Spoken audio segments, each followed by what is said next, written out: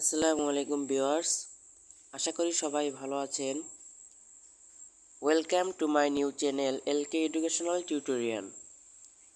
আমি আজ আপনাদের জন্য একটি গুরুত্বপূর্ণ রাইটিং নিয়ে আলোচনা করব। রাইটিংটি হলো story on grapes are sour. এই স্টোরিটি আপনাদের জন্য অত্যন্ত ইম্পর্ট্যান্ট, কারণ এই স্টোরিটি জিএসসি, এসএসসি ও এইচএসসি বিভিন্ন বোর্ড পরীক্ষায় একাধিকবার এসেছিল। তাই আমি আপনাদের জন্য অত্যন্ত সহজ এবং বাংলা অনুবাদ সহ এই স্টোরিটি তৈরি করেছি।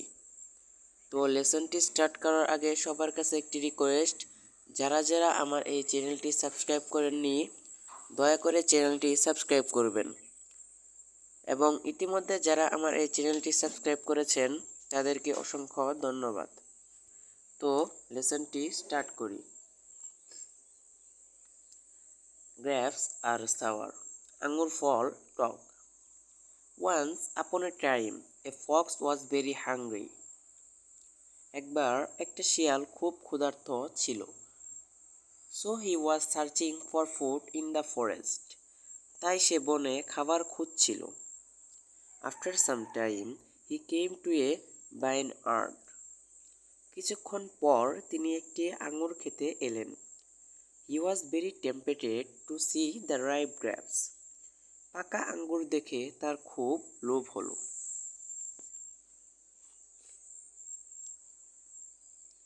But the grapes were hanging very high. কিন্তু আঙ্গুরগুলো অনেক উঁচুতে ঝুলেছিল। He wished to eat a delicious meal of the ripe grapes.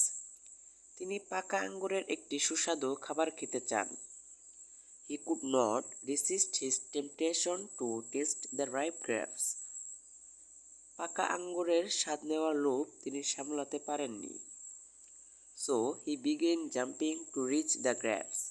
But alas, the bunches of the ripe grapes were so high. তাই সে আঙ্গুরের কাছে পৌঁছানোর জন্য লাফাতে শুরু করলো, কিন্তু পাকা আঙ্গুরের থোকাগুলি অনেক উঁচুতে ছিল।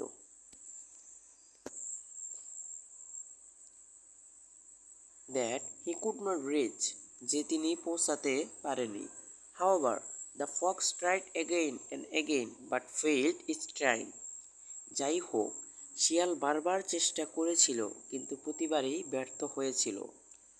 The poor fox became very tired as he repeatedly and continuously jumped to reach the bunches of the ripe grapes. দরিদ্র শিয়াল খুব ক্লান্ত হয়ে পড়ল, কারণ সে বারবার এবং ক্রমাগত লাফালাফিয়ে পাকা আঙ্গুরের থোকায় পৌঁছতে লাগলো। He took rest for a while and then tried his best again. তিনি কিছুক্ষণ বিশ্রাম নিয়েছিলেন এবং তারপর আবার চেষ্টা করে।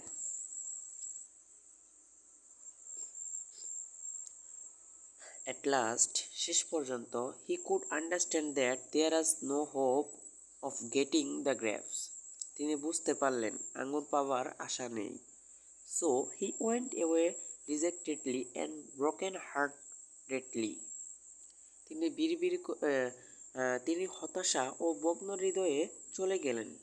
He consoled himself by murmuring, "The grapes are sour." তিনি বিড়বিড় করে নিজেকে সান্ত্বনা দিলেন, আঙ্গুরগুলো টক। So do not wish to eat them.